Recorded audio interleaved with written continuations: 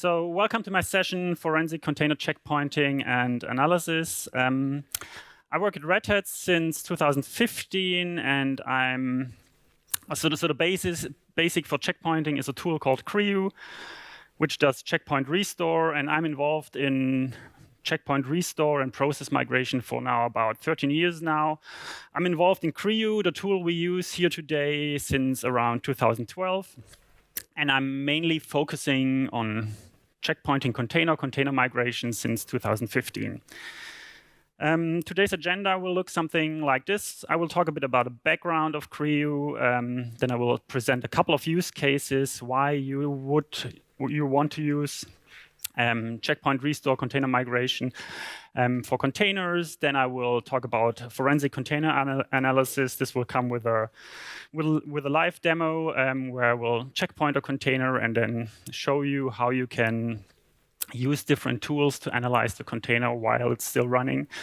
And then I talk about the future, especially in the context of Kubernetes, of checkpoint restore in the context of Kubernetes. I already mentioned the tool, the low-level tool we are using to checkpointing containers is CREU. CREU can checkpoint processes with namespaces and cgroup information.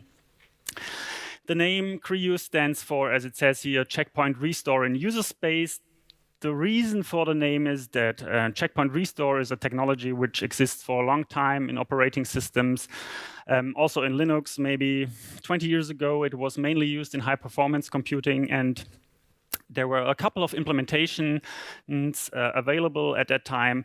One implementation was an external kernel module and some you had to LDE preload some libraries to intercept system calls. The other one was just LDE preloading. So it was never really what you call in checkpoint restore transparent. You always had to prepare your process.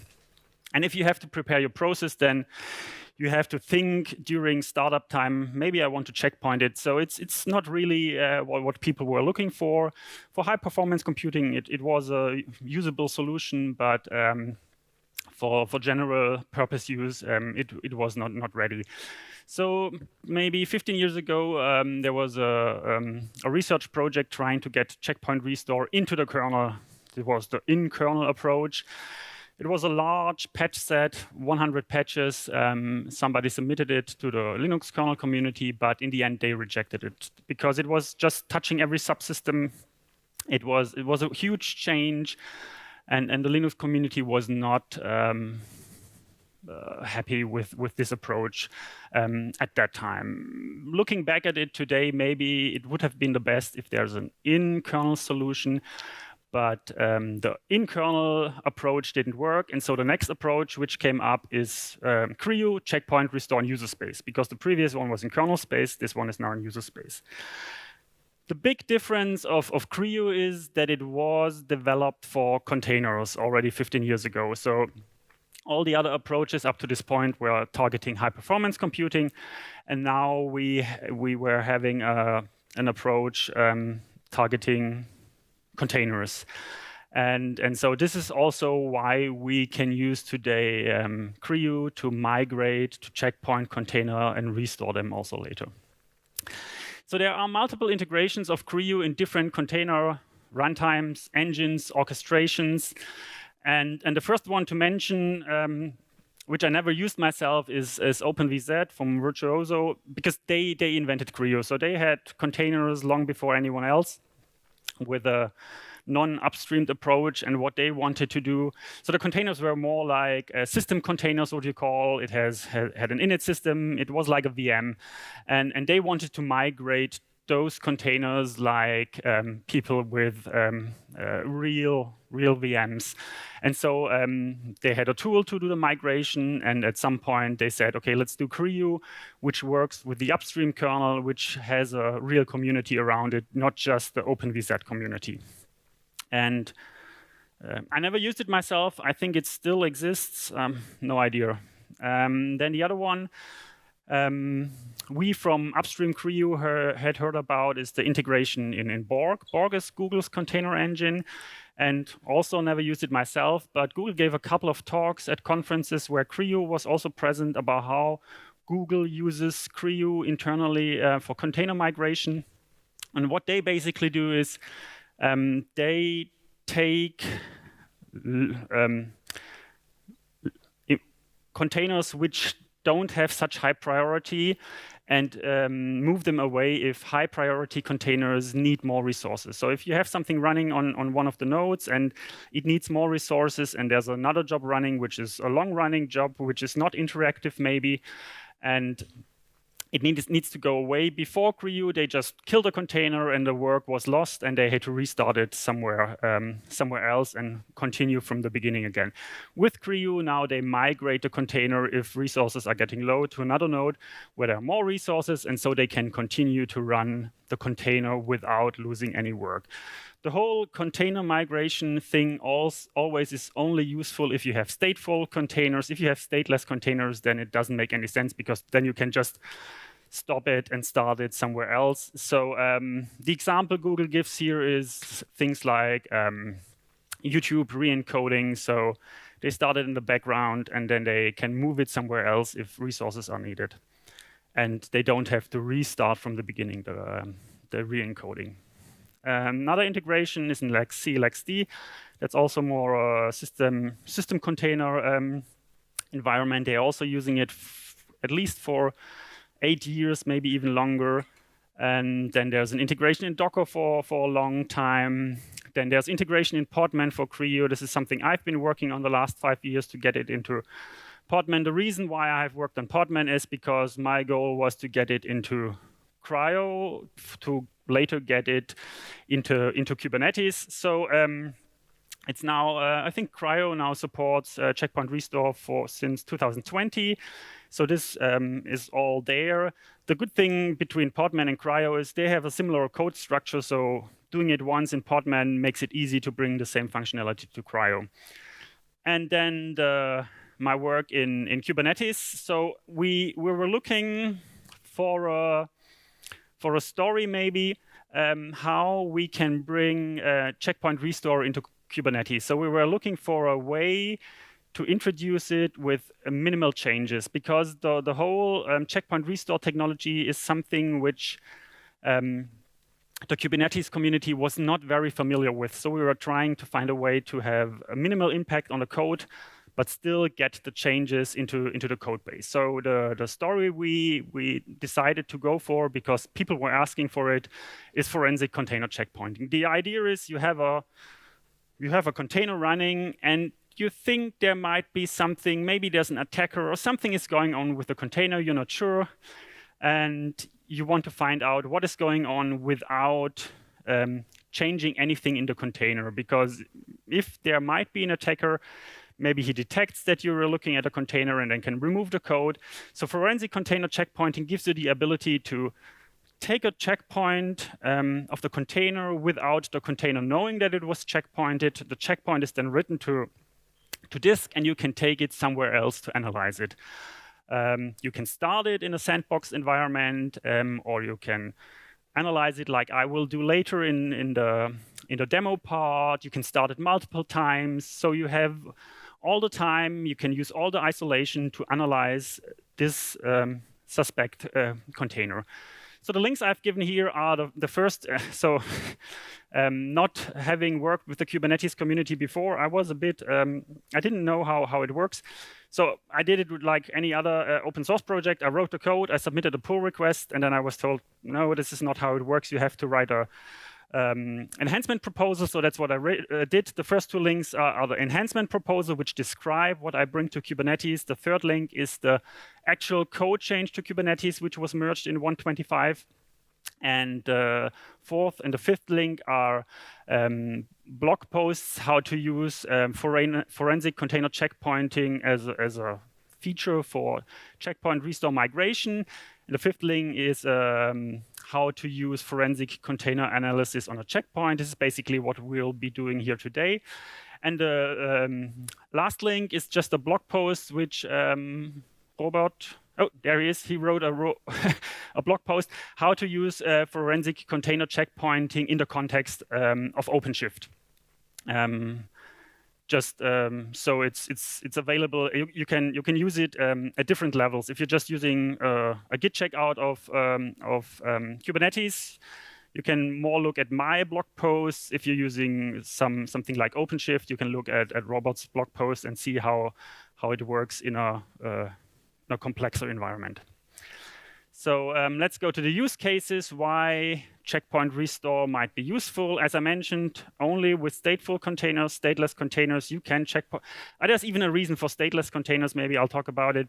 But the main use case is definitely stateful containers. If you want to migrate containers, container analysis can be done on stateful and stateless containers. But let's go to the first use case. It's what I call the reboot and save state use case. It's basically we have a system running with containers and a blue kernel, and we know our blue kernel, it has a bug something, so we need to fix it. But our container takes some time to initialize, so we really don't want, or we're really not happy to reboot it because it takes so long.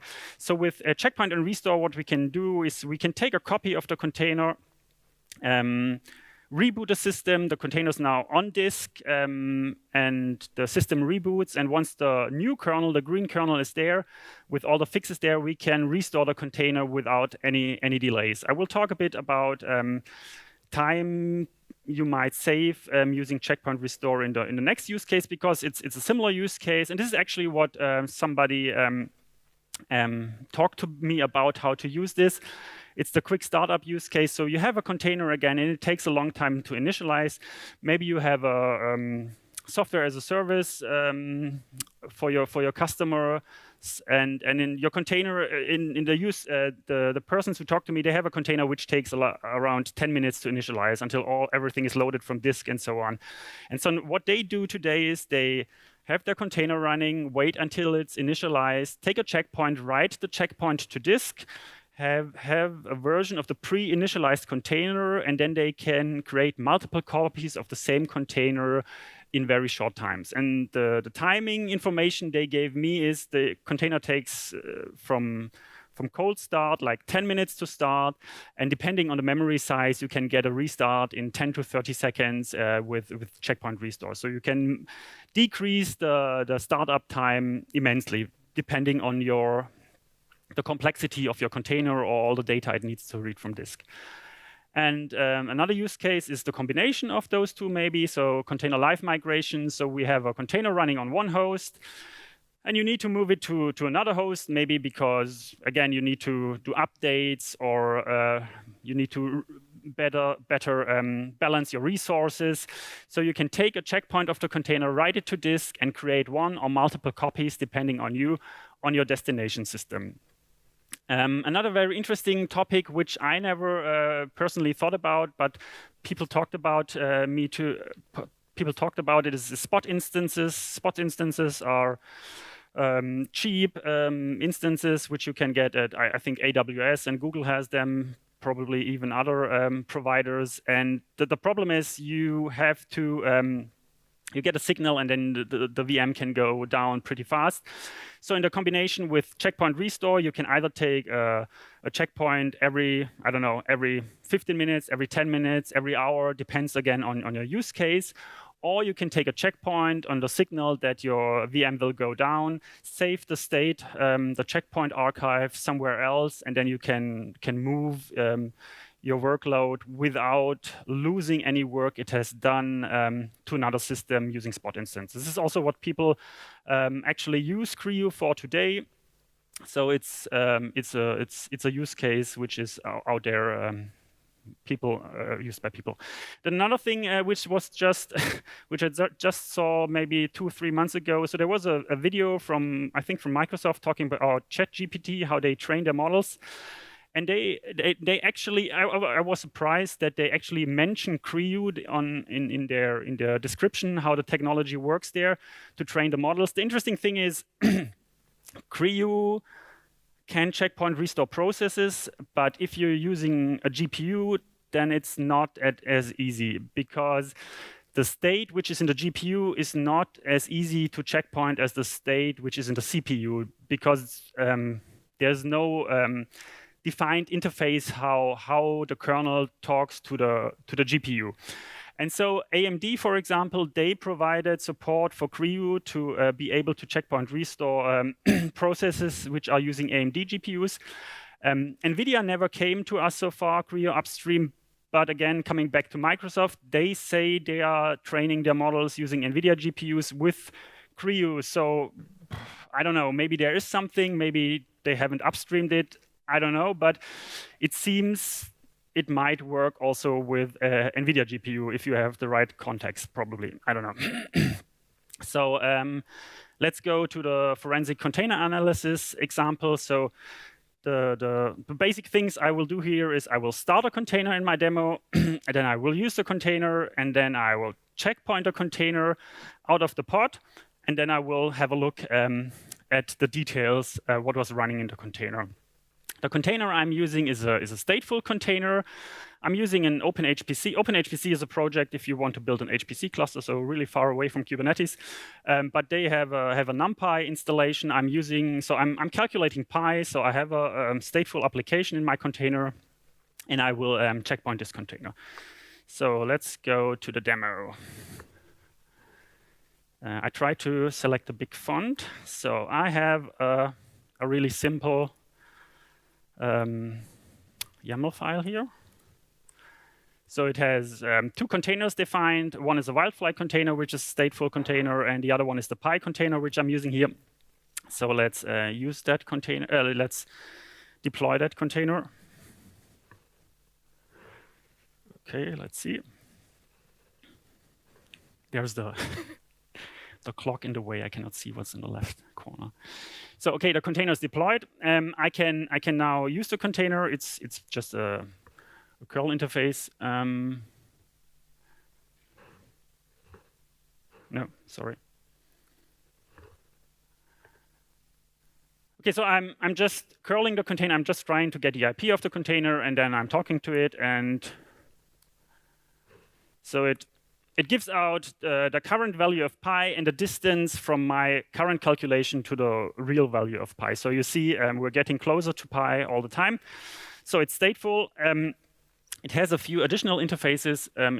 I can write a secret to memory because I want to later find it in my checkpoint. So this is something which is written internally to a variable.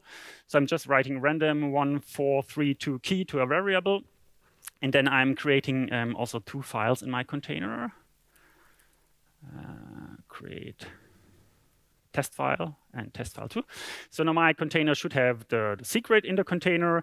It should have two test files created which are not part of the original image, and it should be a stateful container. So let's do a checkpoint of the container. So currently the checkpointing interface is a kubelet-only API. So we have to talk to the kubelet on the destination host directly to do the checkpointing. I'm currently also working, this is the kubectl checkpoint command I'm currently working on. So the code works, but the pull request is not open yet. But anyway, if you want to actually use it, you had to use something like this. So you have to talk to the kubelet API. One of the reasons we didn't expose it in the beginning and on kubectl level is that this writing a checkpoint to disk is a new situation, and now all of a sudden you have all memory pages written to disk, and this means all private keys which were in memory, all random numbers, all passwords are now written to disk. The checkpoint archive is only accessible by root, so if you have root on the system, you can access the memory anyway. And the checkpoint archive is also only accessible by root, so there's no new attack vector, I would say.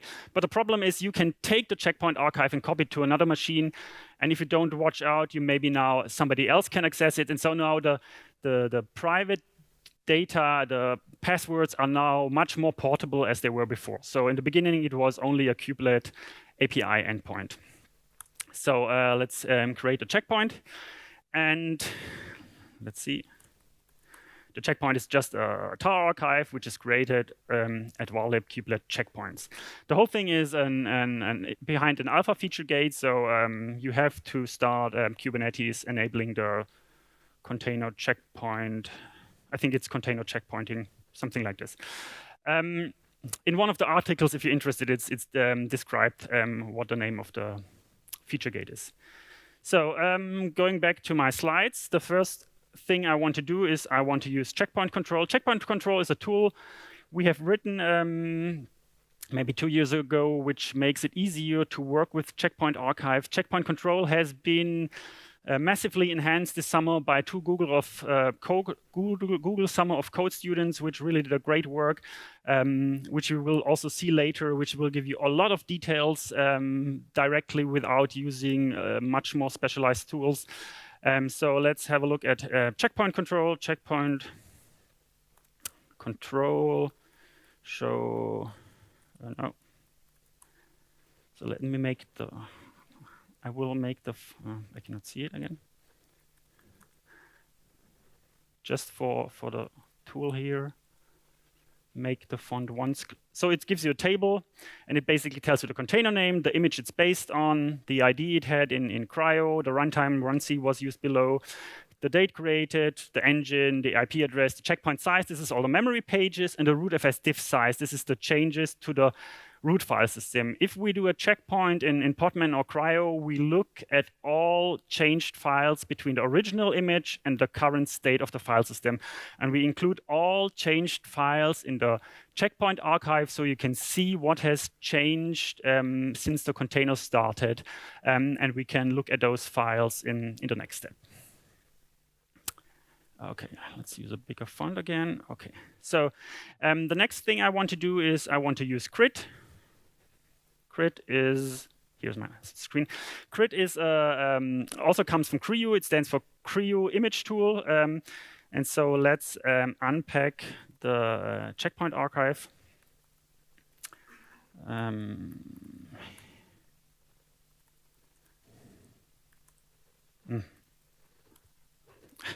Sorry, I don't see the lower line, so it's okay. So if you unpack the checkpoint archives, it gives you these files. Bind mounts is a file which tells us if which mount points were mounted into the container, so we can later restore it. Config dump is just basically the information we have seen from checkpoint control. Then we have the rootfs diff-tar. This is all the files which have been created since the original image.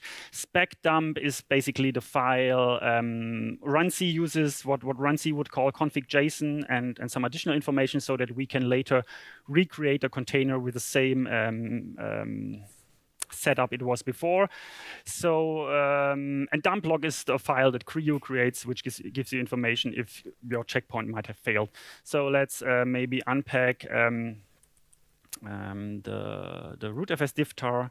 So there are just 3 files in here. So only 3 files have changed since the container has started. So let's look at home pi. No pi. And those files are really simple. It's just test file with a content test file. So it's just what I did. It's just as an example how you can look at changed files of your containers. So they are all part of the checkpoint archive. The interesting part is in the checkpoint directory. Let's have a look here. So although almost all those images are created by CRI-O, they are mostly based on protobuf, and they have all the information CRI-O collected during the checkpointing for all processes, which is required to later restore the processes. So if you want to do a migration, CRI-O uses those files to restore the processes. If we want to just analyze, we can just use the crit tools. For one thing, for example, we can look at the information about a UTS namespace the container uses. This is basically just the host name information. This will later be restored. More interesting things are, for example, we can look at the PS tree information. This gives us information which processes were running in the container. If we see PIDs here, the PIDs are always from within the PID namespace of the container. So we are not looking from the outside on the PIDs, but from within the PID namespace. And so this is a lot information here, but it gives us the PID, the parent PID, and things like this. We can simplify this output a bit if we just want to see which PIDs are there. So we see we have 4 processes in our container with the PID 1, 40, 41, 42.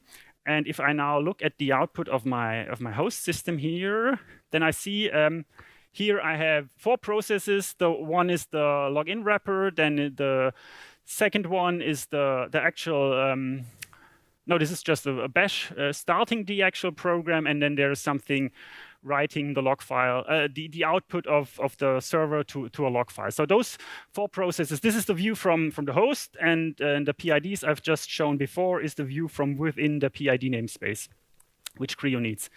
And if we see now 1, 40, 41, 42, we also see we have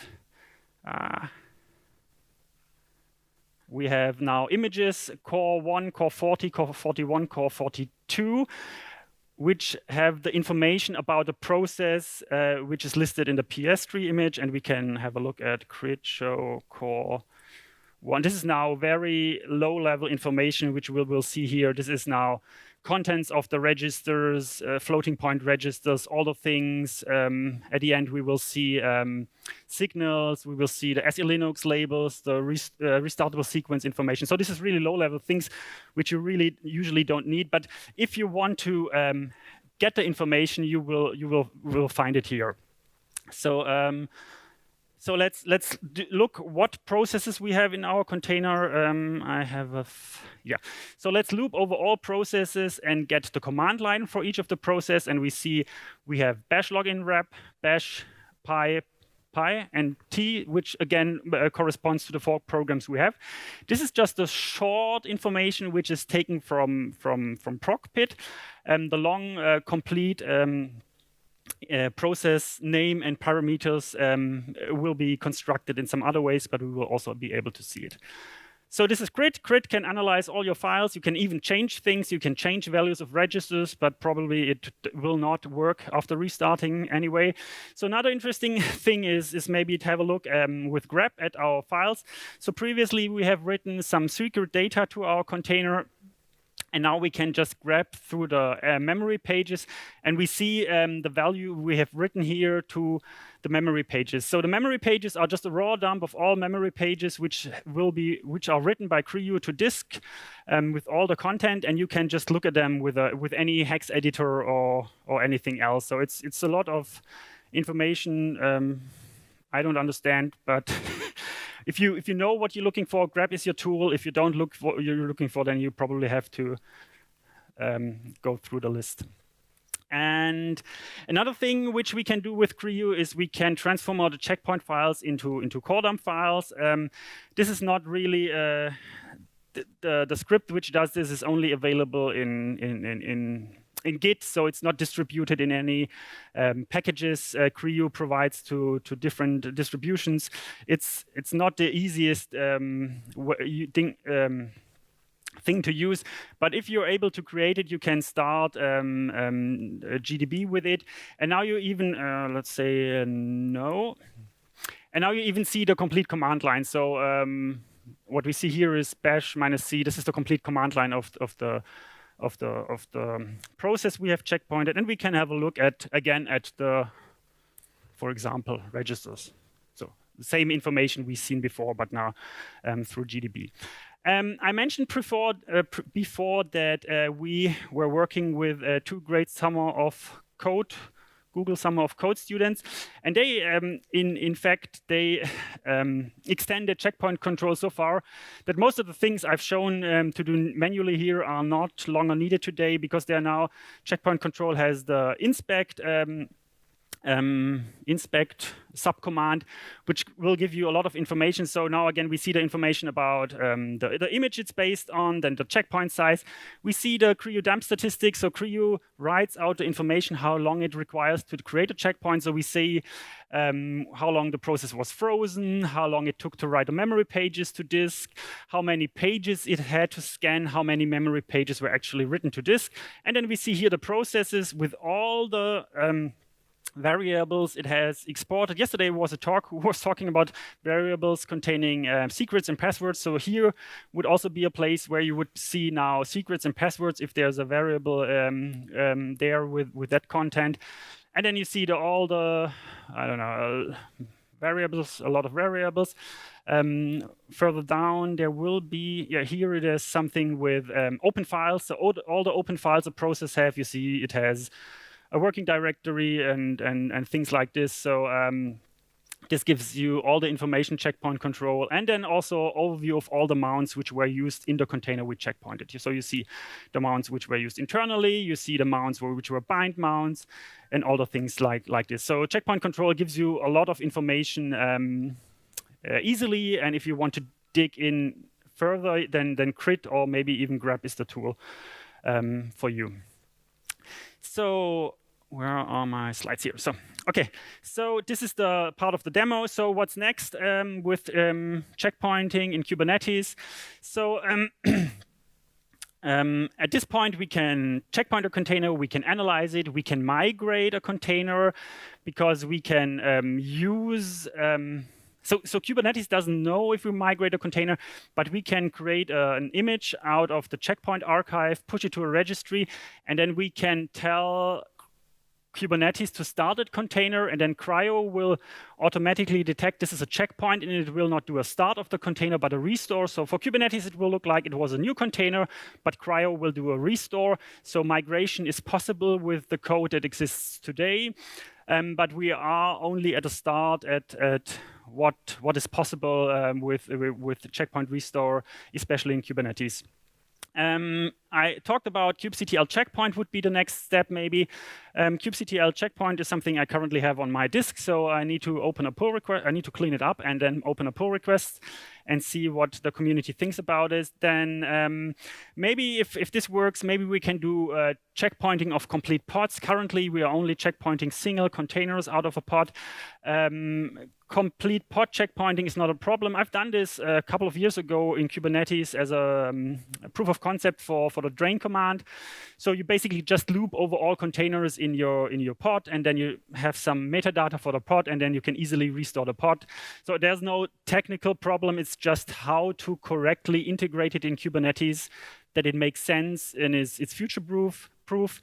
And then maybe we can have kubectl migrate, and we can do things like Google does with Borg. We can migrate a container from one host to another host without doing all the steps in between we currently have to do manually. Maybe scheduler integration if this works. So if we see resources are getting low, we just move it somewhere else. We are currently having discussions to have an image standard at the image spec, how a checkpoint image could look like in a registry. Currently, we're using our own definition in Podman and CRI-O.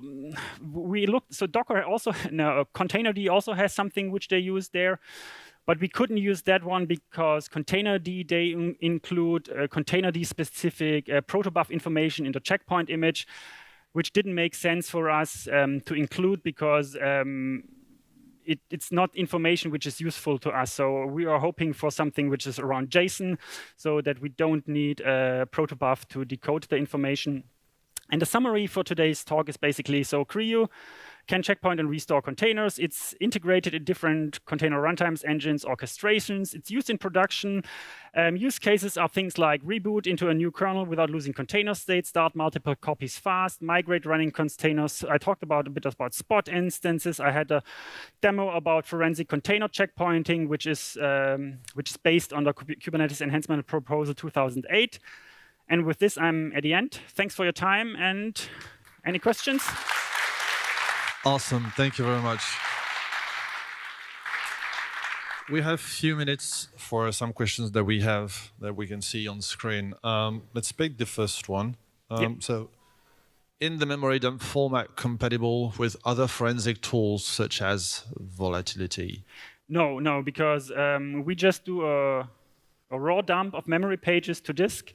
And then we have a mapping where each memory page belongs. So the whole forensic use case, so CRI-O was not developed with a forensic in mind. It was used to migrate containers. The forensic use case is something new, which we came up, how to integrate it into Kubernetes. So we have a lot of questions coming up, but this is very nice. Next one. Is the GDB transformation feature planned to be included in Kubernetes too? Also, to talk about Kubernetes is really far because I don't think it will be ever included into Kubernetes, because in Kubernetes will be what is now there. You can create a checkpoint, you can restart it somewhere else, and then you can take it out of Kubernetes and analyze it locally. The thing is, the GDB transformation is not even, we don't ship it CREO upstream. It's in the Git repository, but I'm not aware of any RPM or deb packages which actually packages the GDB transformation script at this point, because it was developed a couple of years ago as a proof of concept. Nobody used it until I came with this forensic use case here. So it's something which exists for a long time, but which hasn't been used a lot in the last years. All right, let's pick another one. So you you showed the file changed with a test file containing a simple string. Is there or will there be a feature that show highlighted diff or changed lines? That sounds like a good idea. So this means we would have to include the original image and the changed files, but I haven't thought about this, and I'm not aware that any of us thought about this, but this is really a good idea, which would give the information more easily, and it would be something which would also fit into checkpoint control. Good idea, thank you. All right, we have, yeah, there's a lot. let's go for each another. If the checkpoint data is storing CPU core information, does this imply that you need at least as many cores to resume the container in a host? Oh, good question. No, because we are just restoring processes. They are not bound to CPUs. If you have any special bindings of your processes to CPUs, this will, I don't know, probably be lost or not work anymore or give you problems. But the thing is, it's just like VM migration. Your base, so the features you use in your process must match the features of the CPU. So you cannot migrate from a really new CPU which uses AVX 512 to a one which does only SSE2, because that will not work, because we don't change anything. The process will just be restored as it was, and then it will continue to run, and then the CPU will generate an invalid instruction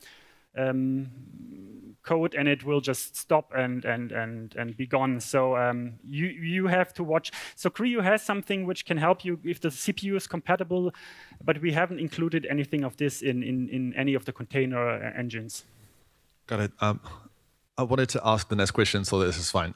Will this work with confidential computing containers? I don't know. How do confidential containers work? I don't know. More or less, it's using, for example, this Intel XSGX. Okay, so the enclaves. Yeah. Okay. I don't know. So if you, I don't know. So if it's possible to migrate VMs with those enclaves, then it's probably also possible with containers. But no, I don't know. As far as I know, by design, this isn't available. Yeah. Especially because. Yeah, would make sense. Yeah. Yep. Let's pick another one. Is there a checkpoint feature to bundle the image as it is on the host? So currently, we get a tar archive on the host. And to do migration, we need to transform it into an OCI image and then push it to a registry. So what we currently have is an image on the host, and not a registry. It cannot be pushed in the registry directly. So there's like 3 or 4 builder commands which are usually used to transform it, and then it can be pushed to checkpoint to the registry. Another good question. Can you checkpoint containers with other solutions than the one you showed here, like Docker So I guess Engine? this is about, can Kubernetes use, okay. Absolutely. So no, I have opened the pull request against ContainerD, but it sits there for 2.5 years. So there's no interest in ContainerD for this feature. So I don't know. All right, 4 more questions. I'm sorry, I won't be able to take the others that are waiting for moderation. We don't have enough time, so. Can you checkpoint Kubernetes pods and analyze them? Technically, it's doable. It's not a technical challenge, but it needs the main problem is not the technical challenge. The main problem is always how to integrate it in Kubernetes, that Kubernetes communities can accept it and that it's future-proof. This is the main challenge. So. I did it locally. It's just a loop over all containers in a pod, and then it's also doable. But the analyze will be each container separately at this point. Last 3 questions. Wouldn't checkpoint containers take a lot of data space? I assume yes. But yes. So it takes as much memory on disk as the container uses. And additionally, all changed files are also there. So if you have a container which changes a lot of files, then you need a lot of space. If it's really using a lot of memory, then you need a lot of space. It's basically what a container uses is also needed on the local disk. Would checkpoint also a good use case for a function as a service use cases? Yes. So people are always talking about this use case, but so far we are not aware of anybody using it. Maybe it's too complex. I don't know. There are integrations. So there's a project trying to. I think there's this Java company Azul, and they are integrating Creo into their JDK. And so they are using it kind of, we heard about people interested for Python, but so far I'm not aware of anyone using it in production. So, got it. One question between all of you and the coffee. Are mounted volumes also included in checkpoint? So a mounted volume, is that a bind mount, or is this a volume inside of the container? So if it's a bind mount, then we do nothing with it. We just restore the bind mount as it was. So you basically have to make sure that the data is available under the same path, and then it will be mounted back into the container. If you're talking about volumes which are not bind mounted from the outside, we have support for that in Podman. So Podman basically just creates a tar of the volume and includes it in the checkpoint. On restore, we just extract the volume again and make it available. We have not ported this functionality to Cryo yet. Got it. Thank you very much for this very interesting talk. Thank you very much all. Time for a quick coffee and the showcase. Thank you. See you in half an hour.